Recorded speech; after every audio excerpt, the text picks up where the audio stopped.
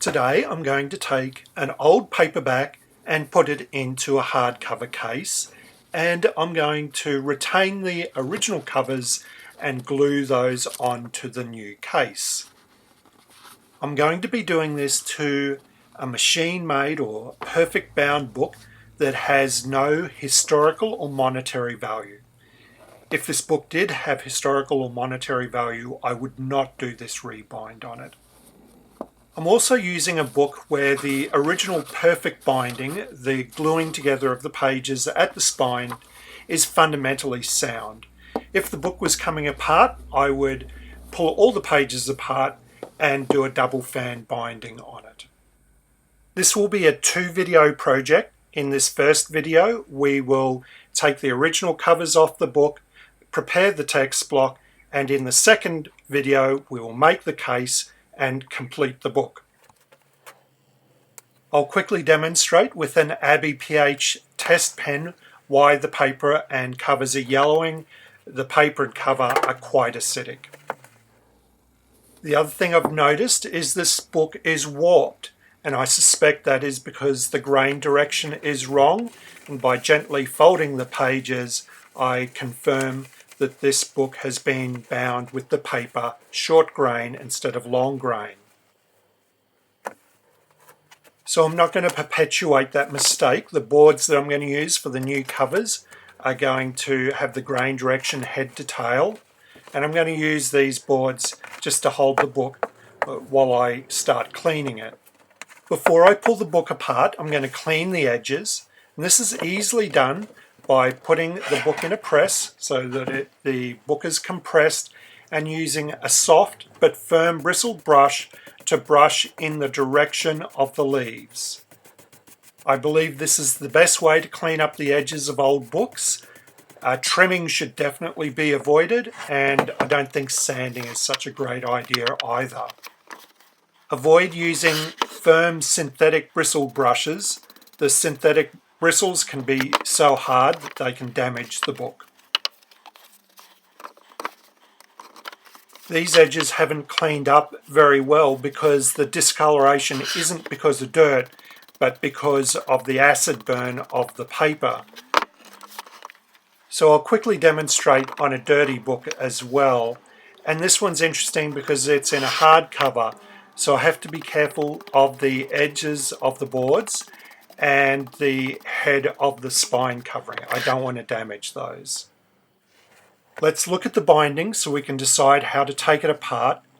It's a perfect binding, individual sheets that have been glued together at the spine using a heat set adhesive, and then it's had a card cover wrapped around the outside which is attached using the same adhesive. This means the first and last leaves in the book have a little bit more adhesive down the sides, and they're going to be prone to being pulled off when I remove the covers. So what I want to do is reinforce those by tipping them to the text block. So I'm just going to put a small line of adhesive, about 2 millimeters, on the inside of the first and last leaves of the book. Once the adhesive is dried for about 10 minutes, I'm going to remove the covers, and I'll start with the rear cover for a couple of reasons. If there's going to be some surprises and I do damage the edge of the cover, I'd rather do it on the back cover than the front cover, and then I can modify what I'm doing for the front cover. Plus the front cover doesn't have any adhesion down the edge of the rear page, so I can just cut it straight off. And I'm simply using a very sharp knife to cut along the fold line of the cover. The front cover is slightly different. There's a bit of adhesive between the cover and the first page, so I want to pull them apart. So what I do is I close the book and then hold the front page very firmly and then open the book, and hopefully I don't tear the first leaf, and if anything, a little bit of paper is skinned off the inside of the front cover. And then I cut it along the fold line, just like the rear cover.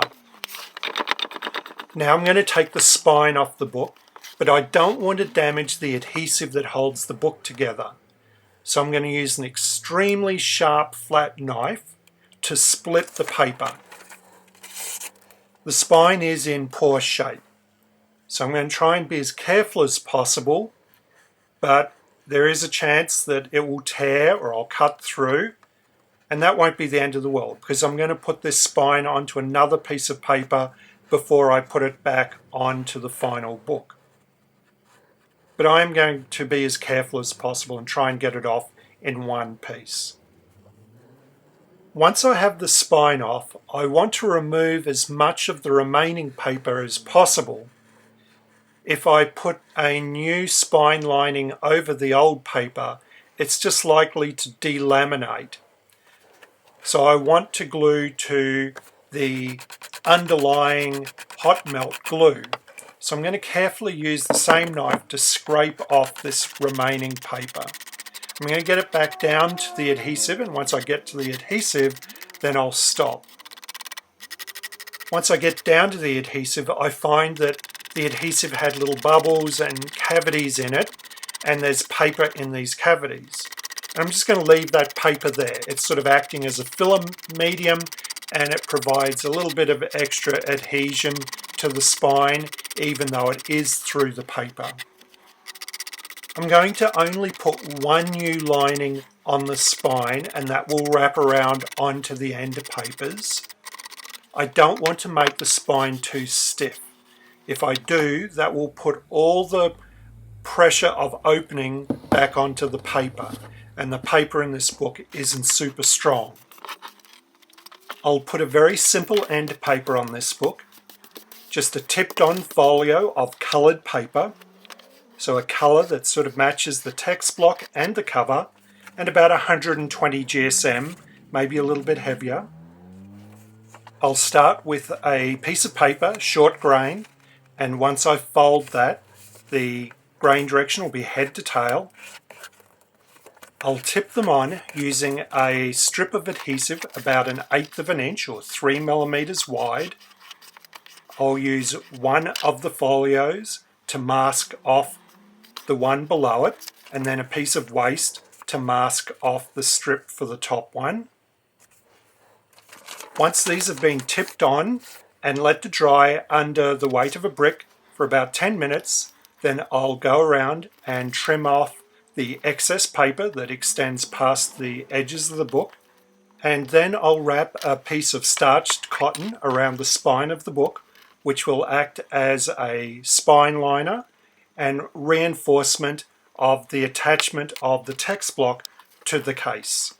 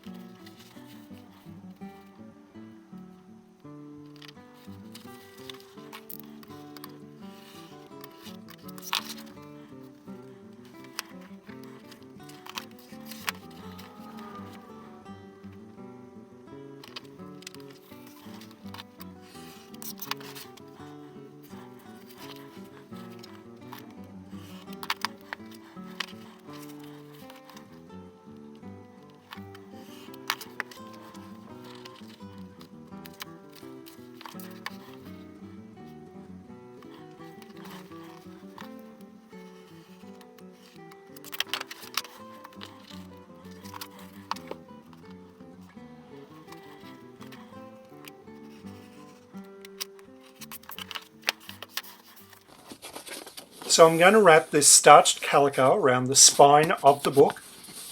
It's going to act as a spine liner and reinforcing of the end papers and the attachment to the case. I want it to go onto the end papers about 25 millimeters, and I'll measure the width of the book or the thickness of the book, and it's about 10 millimeters. So I want a strip that's about 60 millimeters wide, and look at that magic, it's 60 millimeters. So I'll just draw a line 25 millimeters onto the book. So I've got a line to pitch the cloth to. If you don't have starched calico, you could use a lightweight book cloth. aero linen. You could just use ordinary cotton or linen. Even a strong paper, you could use craft paper or a washi or a kozo, a medium weight kozo. I want this to adhere to the spine really well, so I'm going to put a layer of PVA, EVA on the spine before I glue out the cotton and put it on the book. I'm using a strip of calico that's longer than the book, and once it's dried for about 10 minutes, I'll trim off the excess with a knife, or you could use scissors as well.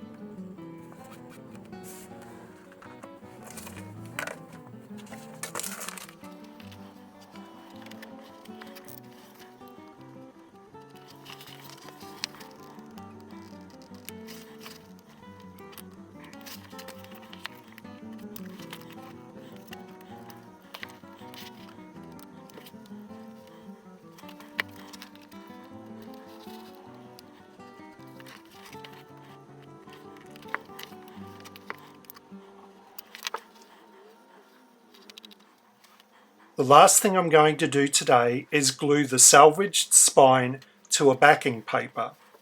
Now I want to use a paper that's going to match the cover of the book, and I think the paper that I used for the Endpapers is going to work out really well. So I've cut a long strip where the grain direction goes in the length of the strip, and I'm going to use starch paste to glue the original spine to the backing paper. I don't want to use PVA because I'm going to need to manipulate these to get it in a straight line and to get the two pieces to line up now that I've accidentally torn it in two. The backing paper is much larger than I need, and once I've made the case, I'll cut it down to size so that it fits on the spine of the book. So that's enough for today. Time to take a break. Next week we'll make the case and then put the original covers on the case and then finish the book by casing in. I hope you're enjoying this video and it's going to be useful for your own binding. As always, I really appreciate you hitting the big thumbs up button. If you're able to and would like to support me on Patreon, the details are in the description below. If you want to be notified of my future videos, then please hit the subscribe button and ring the bell. Take care, and until next time, cheerio.